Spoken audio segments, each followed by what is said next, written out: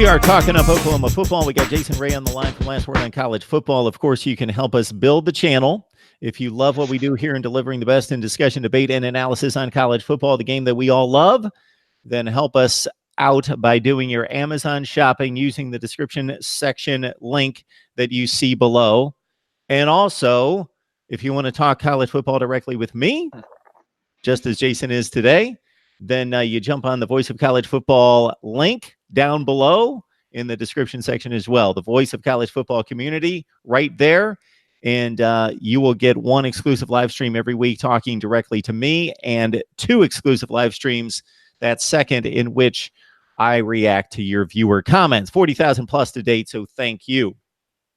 Oklahoma's schedule, Jason.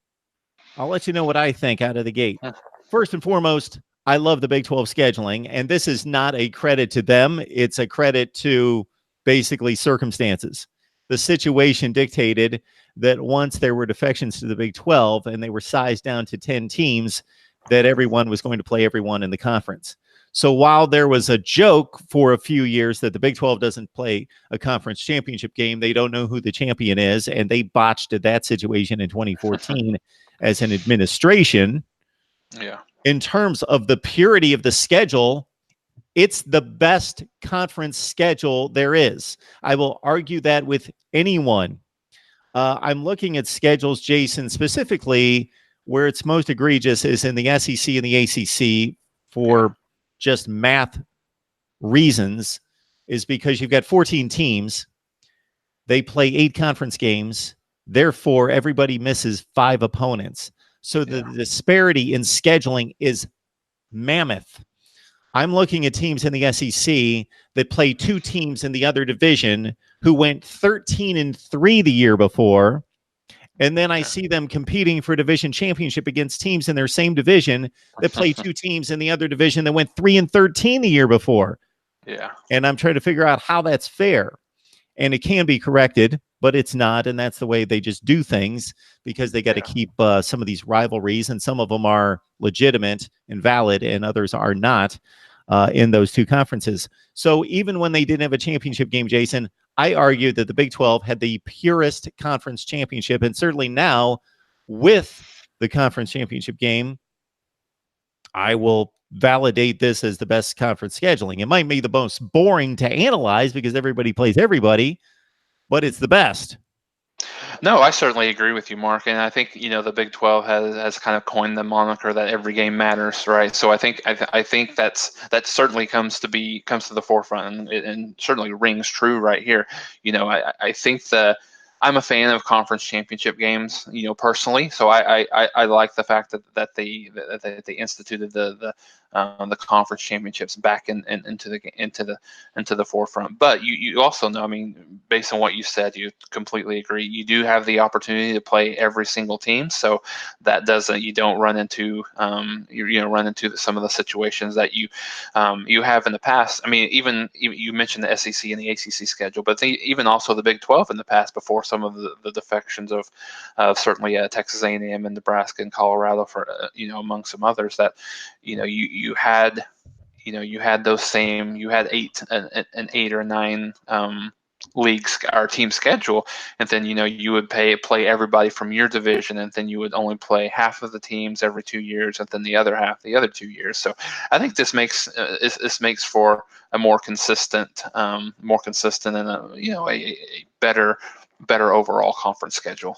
So the only thing that may crop up one of these years, and it will be interesting for me who likes to see chaos and controversy, and I like to see bad systems debunked, and this is not one of them, but when it comes to the playoff and other things, I like to see bad systems undergo scrutiny, is if the Big 12 regular season champion, the number 1 seed, is 9-0, let's say, and let's say there is just a glut of 6-3 teams that tie for second place. So one of them will have to be selected, and certainly there's a process in place. Yeah. And they get elevated to the conference championship game and they win the conference. There's going to be obviously chaos to a certain extent, and people arguing that how does a 6-3 team in the conference get a chance to play a 9-0 team? Whereas when that happens in other conferences, there's the caveat that you've got your group of division, and you emerged as the best team in that collection of teams, as did the other team in the other division, regardless of their records. And it's a set process, whereas the 1 and 2 seeds may hurt this conference at some point, but we have yet to see it. But it could happen one of these years. That would be my only fault in the system. Yeah, no, you're absolutely right, Mark. And I think, Bob Stoops kind of spoke out about that in the past. Oklahoma got bit once. I believe it was 2003 under Jason White's Heisman year, where they actually lost to Kansas State 35-7 in the Big 12 championship game. Yet still they were, and that was obviously in the old BCS rankings, but they were so far ahead, and they were so far very clearly at that point in the year the number one team in the country, that they still still made it to the championship game, which even being over the years, being kind of more of a an Oklahoma, being around it, that was a farce. I mean, Oklahoma, you lose a conference championship game by 4 touchdowns, you really have no business playing in a national championship game, in which they didn't play terribly. I mean, that game they end up losing to LSU 21-14 in the Sugar Bowl that year. But yeah, I mean, just for that reason, I think Bob Stoops traditionally had spoken out about that, like being not necessarily in favor of a conference championship game, just for that exact reason that you mentioned, Mark. All right, now we look at the rest of the schedule here for Oklahoma, and the other caveat of the conference scheduling that's just a bit of a nuances with 9 conference games. Obviously, there are 5 away and 4 home, or vice versa for just about every team in the conference. But with Texas and Oklahoma always playing the neutral site, then it's a fair split for Oklahoma and Texas each and every year. For the rest of the conference, there is that slight inequity that's very slight, and compared to the other conferences, again, it's minuscule, that you either have the advantage of playing an extra home game or an extra road game for a disadvantage. Yeah. But with Oklahoma, obviously, with the Texas game in Dallas, that is null and void. Anything stand out to you about the conference schedule? Well, I mean, I think it's a little easier this year for Oklahoma. The path is a little bit easier, in terms of obviously, as you mentioned, the Oklahoma Texas game is a neutral site in Dallas. They do get West Virginia, Iowa State, TCU at home. So I think that's those 3. Not sure what West Virginia will look like with new head coach at Neil Brown, and then Will Greer moving on. Possibly, past Oklahoma, backup quarterback Austin Kendall may be the guy there. So that'll be interesting, an interesting matchup. But yeah, I mean, having those games at home certainly will be helpful. I mean, I think a couple. Obviously, we'll get into that here in a little bit. I'm sure the Oklahoma Texas game is certainly very clearly the biggest game, not only the conference season, but the balance of the season in general. But I think as the other one that you would point to is the very probably the Kansas State game that's sandwiched in between 2 home games against West Virginia and Iowa State, could be a potential trap. Not sure with kind of the first year head coach there as well, Chris Kleeman, coming over from North Dakota State, I believe, is where he came over from last year with Snyder retiring. And then, the last game of the year, Bedlam against Oklahoma State. Oklahoma State was a little bit down last year. Not sure, at this point they're going to be bringing in a brand new quarterback as well. So anytime you have an in-state rival, especially the last game of the year, that could point to some to some pitfalls right there. But I would say that probably outside of Texas, the two biggest ones I think that Sooner fans would probably have some concerns over would be the trip to Stillwater against Oklahoma State, and then going to Manhattan against Kansas State as well. Talking Oklahoma football, we're looking at the schedule for 2019 with Jason Ray from Last Word on College Football. UCLA came to Norman last year. It wasn't much of a game. Army came to Norman. It was certainly a game going to overtime, 28-21. The highlights of this season's non-conference schedule, of course, is a Sunday game for the first time in Oklahoma history. As I understand it, Sunday night opening weekend with a date against Houston at Norman. So I thought for a second that game would have been played in Houston, but actually that's a game at home against the Houston Cougars, a team that defeated Oklahoma a few years ago. Even though the Sooners, won the Big 12 championship, missed the playoff. I think that was the first year of the playoff. And then 2 weeks later, a trip out to the Rose Bowl to take on UCLA to see if Kelly's team is a little bit better prepared this time around. Yeah, both of those games, especially the game against UCLA, is a little bit concerning early. I mean, we'll start with the UCLA game and then go back to the Houston game. Especially for a young team, a young defensive team, a team that's trying to improve. The first road game can always provide a little bit of. It's different. It's a different mentality, different atmosphere. It'll be interesting to see what UCLA brings to the table this year. They kind of solidified their starting quarterback towards the end of last year, which certainly he'll be returning in 2019. UCLA has a pretty tough schedule. They do travel to Cincinnati, and I think they host San Diego State before they host Oklahoma. Now, if they happen to win two of those first two games, especially defeating Cincinnati on the road, I believe that's the opening Thursday night of the season. If they can go into their 2-0, that makes that game maybe a little bit more difficult. Maybe UCLA has a little bit more confidence coming into that game. Maybe it's a little bit bigger of a game nationally there as well. Typically a lot of teams play. You see significant improvement in terms of how good they are in season 2 versus season 1 with a brand new head coach coming in. So that'll be interesting to see how that falls after the first 2 weeks of the season. And Mark, to your point, yes, absolutely. The first game of the year on a Sunday is the first time in school history they've ever had a Sunday regular season game. They've certainly had some bowl games in their history that they've played on Sundays, but in terms of the regular season, it's the first one that they've had, and certainly the first one that they've ever hosted. So that'll be interesting. There'll be a lot of interest, a lot of certainly hype for that game, specifically with Jalen Hurts making his debut, at Oklahoma, national audience. But Houston has a really good offensive team, highlighted by De'Aaron King, quarterback, dual threat quarterback, and then obviously Dana Holgorsen moving over from West Virginia. I think the non-conference schedule makers didn't necessarily do him any favors. I think he goes from the Big 12 and then he goes to Houston, then faces a Big 12 opponent, in his very first game as head coach at Houston, and I believe they actually face Washington State later in the year. So he's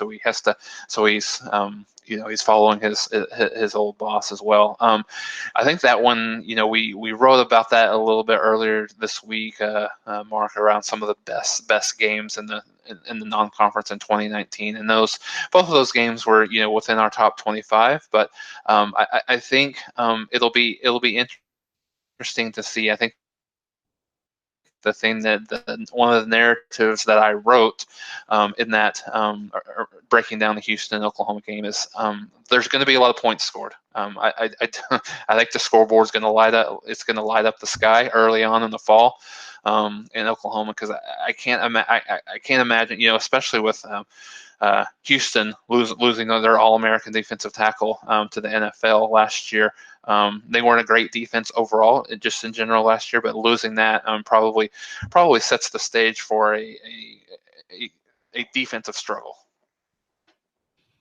So Oklahoma's 2019 opponents win a combined 75-75 in 2018. So that speaks to a marginal schedule. But at the same time, before anybody judges that, keep in mind that if we took every schedule in the country and looked at the composite record of the teams that they're playing from 2018, there wouldn't be a whole lot of variance above or below 50%, for the simple reason that you play everybody in your conference.